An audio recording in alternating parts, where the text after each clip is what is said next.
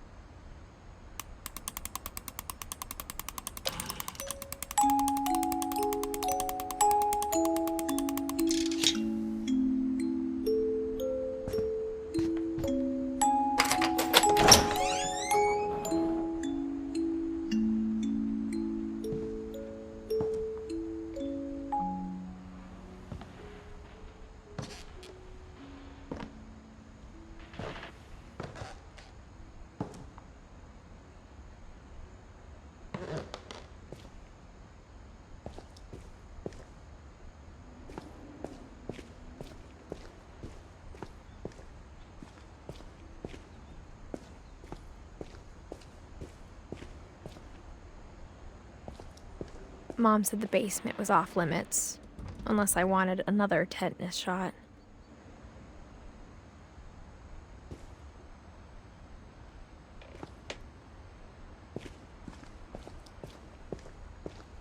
I saw Edie sneak down to the basement once, carrying packages.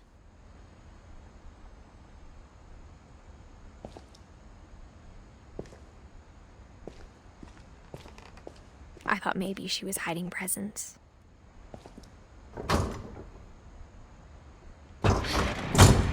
It turned out she was hiding a lot more than that.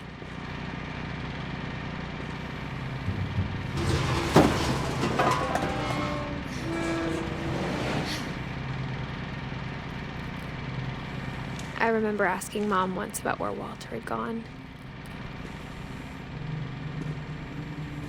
She said after Barbara died, he got as far away as he could. If there's a pattern in all these stories, I think it's that none of us has gotten very far.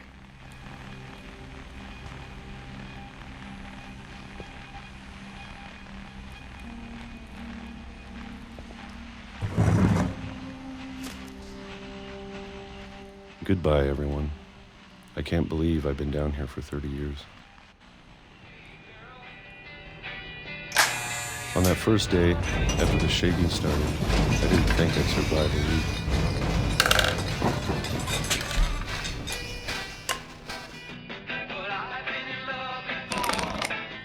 But after a few days, I settled into a routine.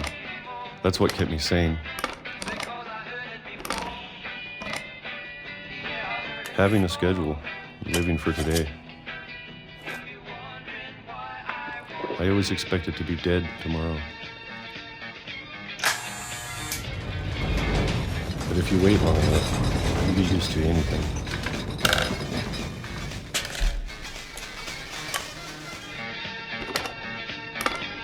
Even a monster on the other side of the door starts to feel normal. Almost friendly.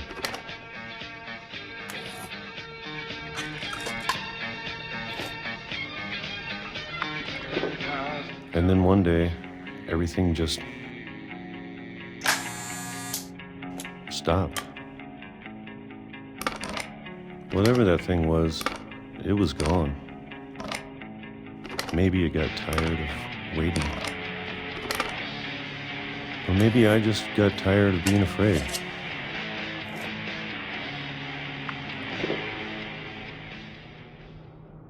It's been a week now, the longest in 30 years.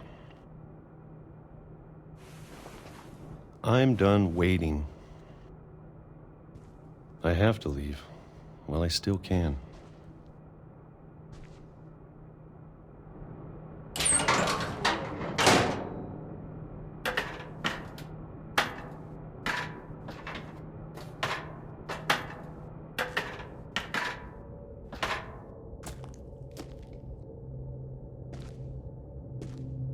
I know it's out there somewhere. Whatever killed Barbara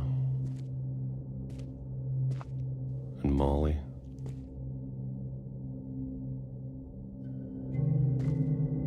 And Calvin. Maybe this is all a mistake. But I need to stop living the same day, even if it kills me.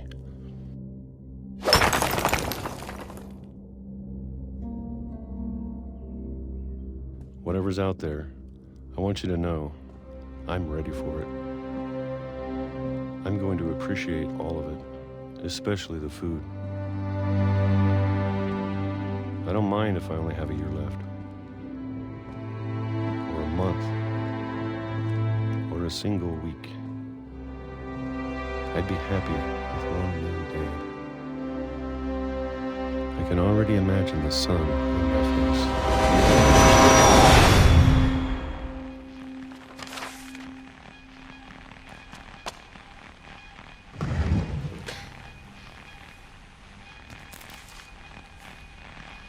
Walter died when I was 6.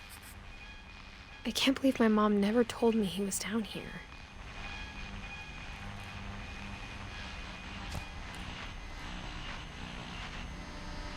I'm sure my mom was trying to protect me.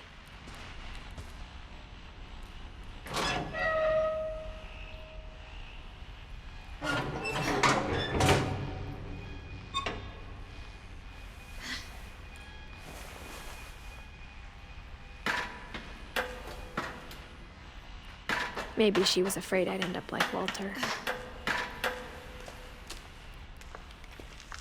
But if she never told me about an uncle under the house, I can only imagine what else she was hiding. I don't want to make the same mistakes she made.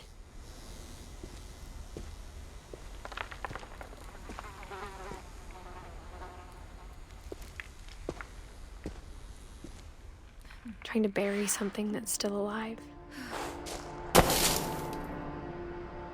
Now that there's only one of us left, or maybe 2, I thought it was time I heard the stories for myself and found out what happened to everyone else. But now I'm worried the stories themselves might be the problem. Maybe we believed so much in a family curse, we made it real.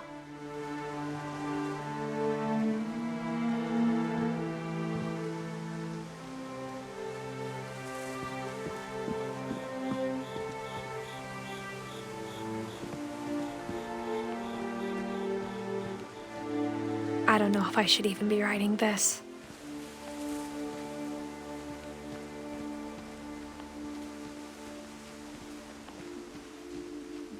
Maybe it'd be better if all this just died with me.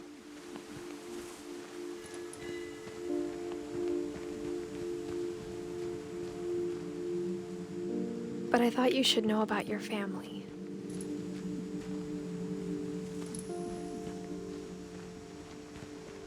And the history you're a part of.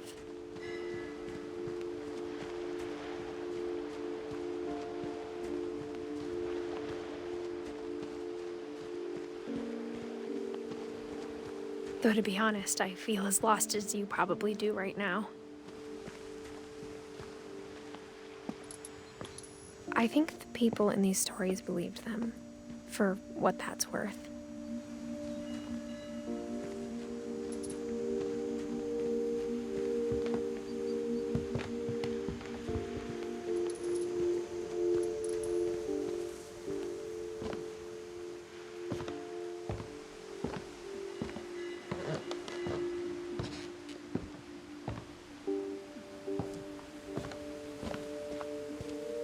And when you look at the house, that history of imagination and stubbornness and madness, any of it seems possible.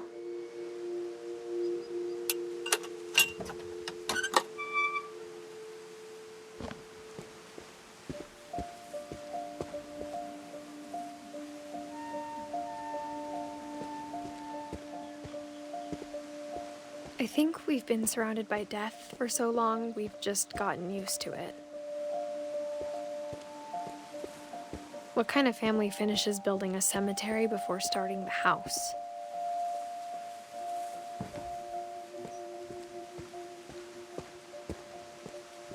It's embarrassing for me to admit this, but the pet cemetery made me more uncomfortable than the human one. 3 of the gerbils were mine, and 2 had been my fault.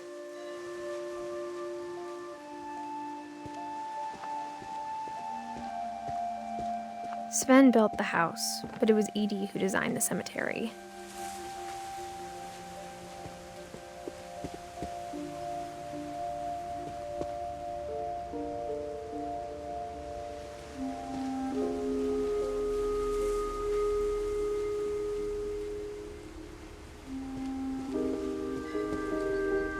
I'm sure Odin's monument had been Edie's idea. My mom was always trying to move on, but for Edie, the past never went away.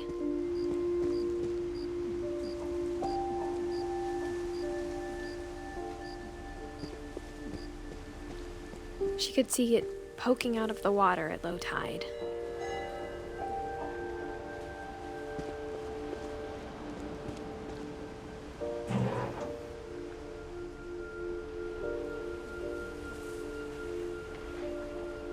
Edie said she dreamed about the old house every night.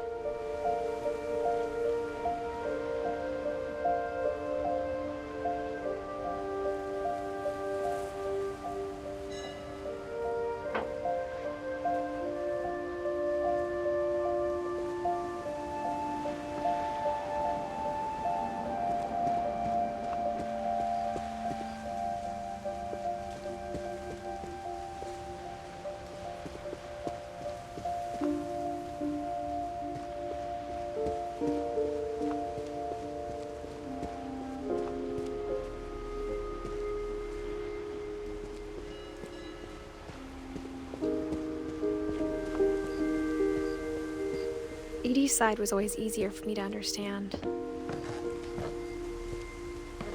But the older I get, the more I can see where my mom was coming from. Her dad had been pretty strict, but it wasn't enough to save her brothers. She was just trying to do better.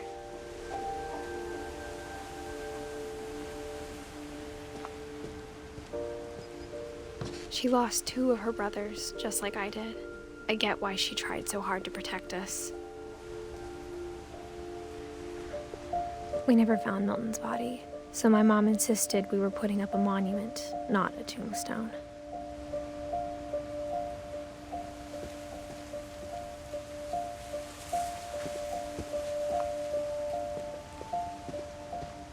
There's so many things I wish I could ask my mom now.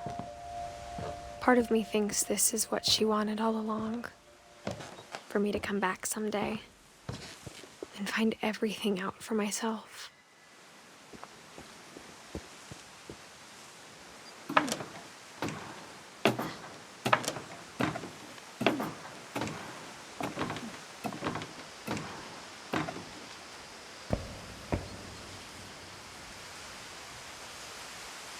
But looking back on it now, if she told me there was going to be so much climbing, I never would have come when I was 22 weeks pregnant.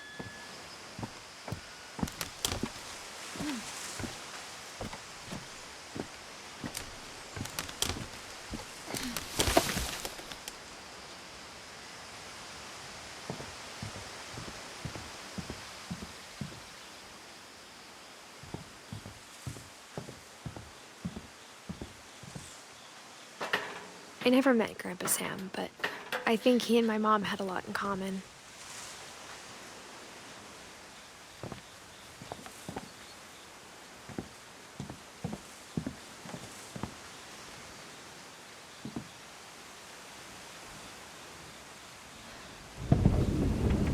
They were both pretty intense.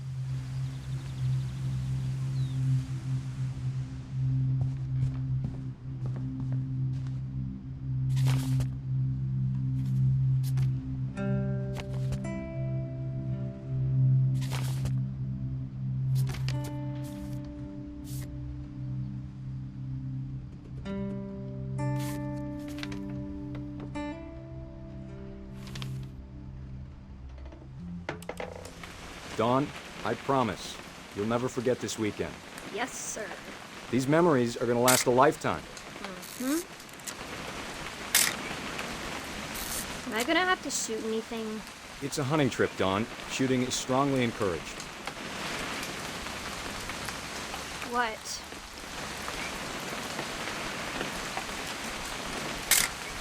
Perfect. It's gonna rain the whole weekend, isn't it?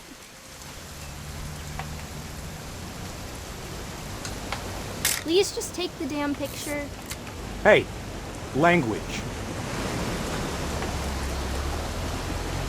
I will never forget this weekend, Dad. That's the spirit. Okay, got it. I'm gonna take some pictures, okay? Just be careful. The camera's older than you are.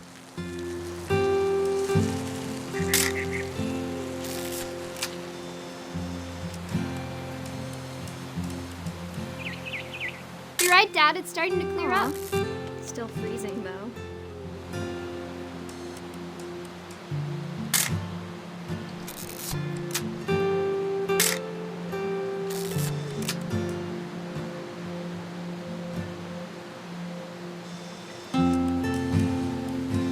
Definitely should not have drunk all that coffee.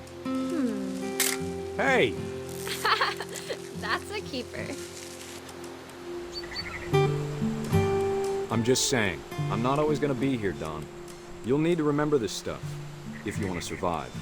I'll be fine, Dad. You know who else thought he was gonna be fine? Some guy who died. Dawn, I'm being serious. I know, Dad. You're always serious. Doesn't being out here make you want to chill out? Well, to tell you the truth, I haven't been out here in 20 years. Dawn, don't you think you could find something more interesting to photograph? Last time I was with my brother Calvin. Man, that was a great trip. Your grandpa Sven taught us how to fish, how to build a fire. We found an old logging trail. There were deer everywhere. I bet if I could remember where that trail was, we'd spot a buck for you in no time. Give me a minute to check the map. Dad! Good eyes, Dawn. Before you take the shot, let me get a picture of it. Dad, I... Let me get behind you. Do I have to do this? Dawn, you don't have to do anything. But if you want to survive, you'll need to be strong. Great shot, Dawn!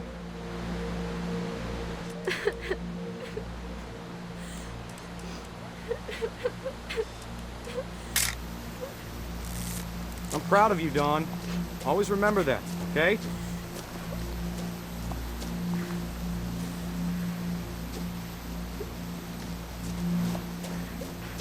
Dad, it's twitching. I think That's it's totally so... normal, Dawn. Just focus on the camera. Try not to think about... Dad!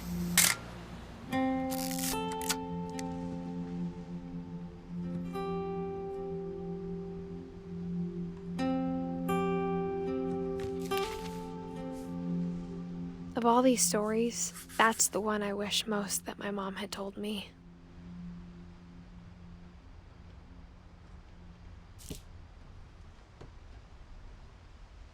Sam spent his life shooting photos, but Mom said he got nervous being in front of the camera. I guess we're all afraid of something.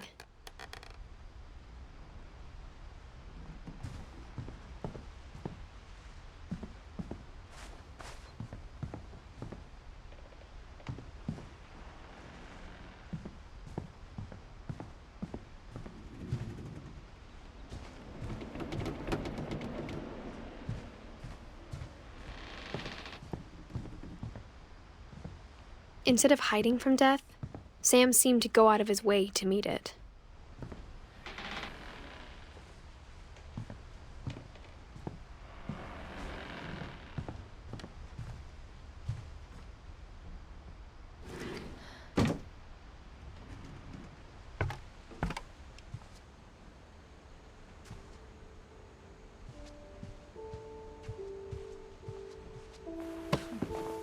After Sam died, my mom and Edie got really close. They'd both lost a lot.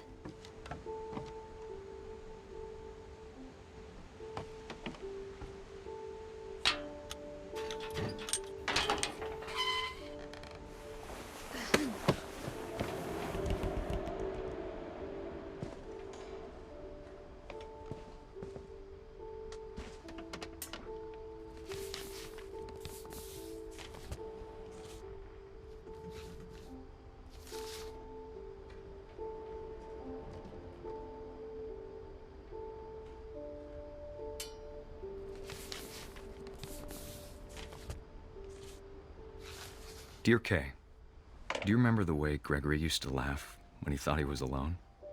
Like something funny was happening, but only he could see it. Back over, Gregory. It's time to... Hold on, sweetie. Hello? Sam, I told you I don't want to talk right now. I wonder what he saw.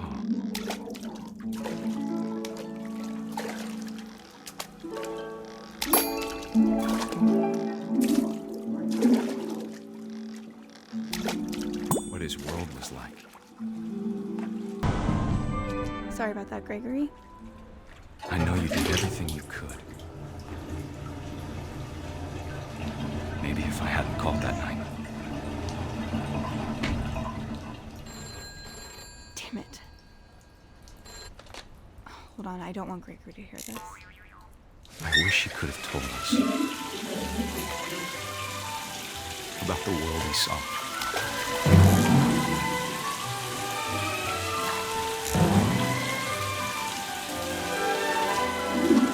There's so much I don't understand about Gregory, about everything.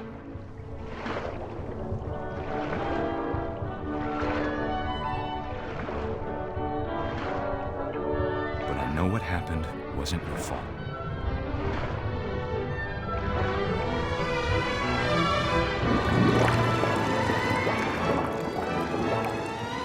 I'm sure he's happy. And he'd want you to be happy too. Good luck, Kay. Love, Sam.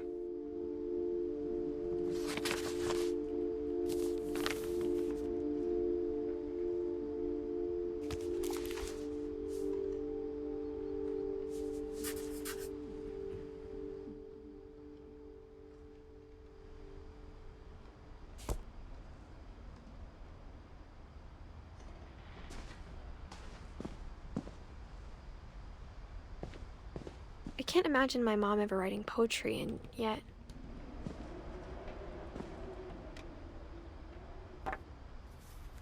A poem for Gus, who always said the wedding was a bad idea.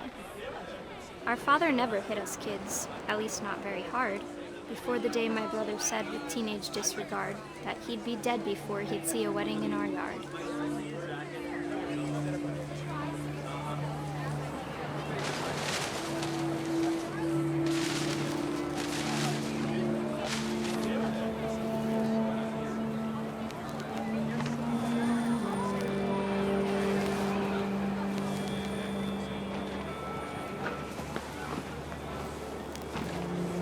My father made him come, of course, but Gus stood far apart, just flew his kite and bottled up the storm inside his heart.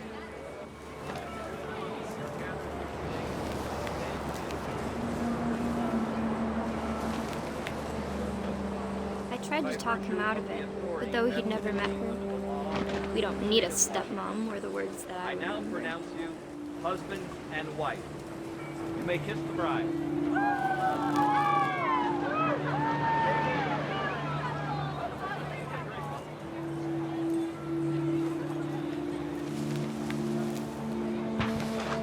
When the time for photos came, Dad ordered him to Come here. But Gus declined, and as a sign held up his middle finger.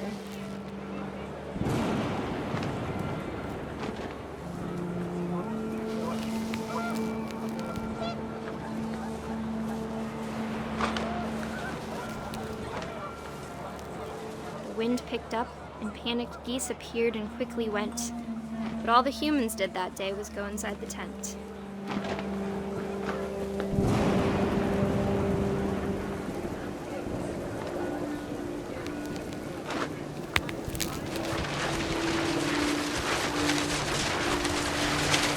The rain came down in buckets then, but no one seemed afraid that nature might destroy the tent our dad had crudely made.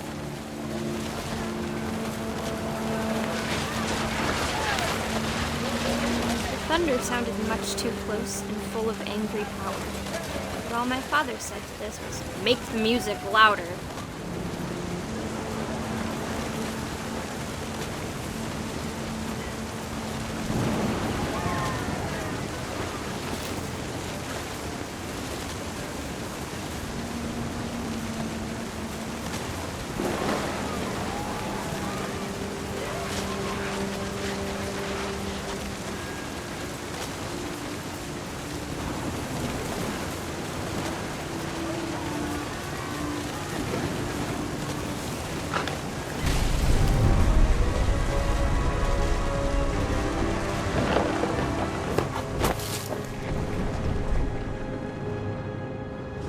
I wish that I could truly say I thought about you on that day.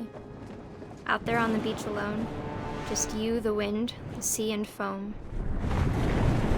But I didn't, until we found you.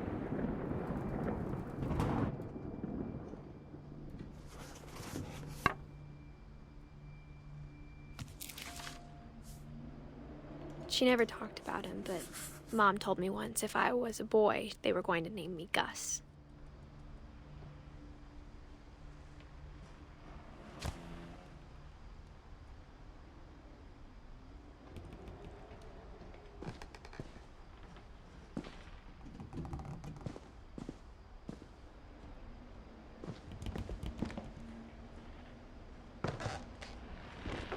My mom moved up to the loft after her brothers died.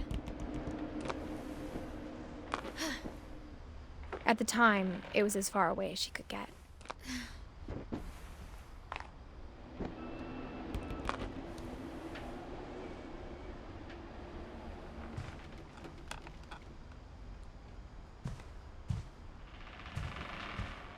She spent a summer building houses in Calcutta, where she met my dad, Sanjay.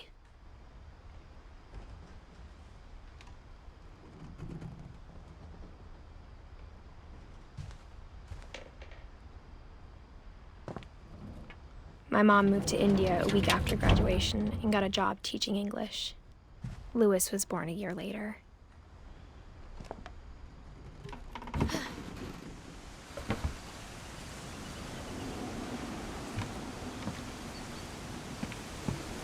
When my dad died, I don't think Mom knew where else to go.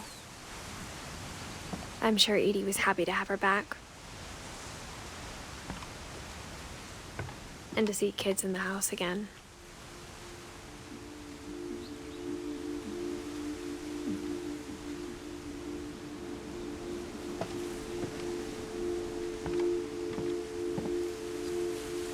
The house had to get a little bigger, but Edie was used to that.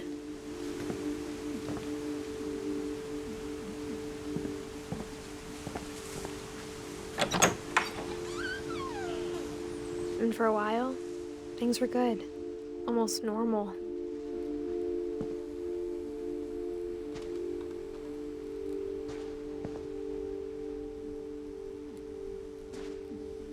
But it didn't last. The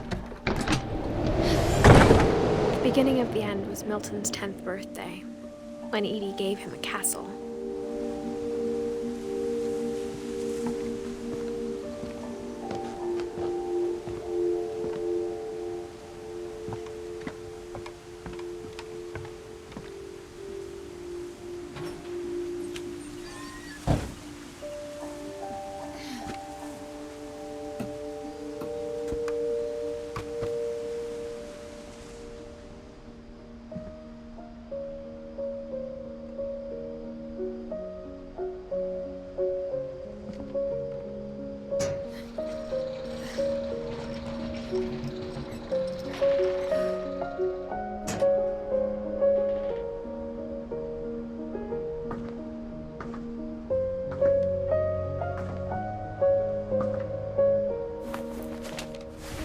Milton Finch in The Magic Paintbrush.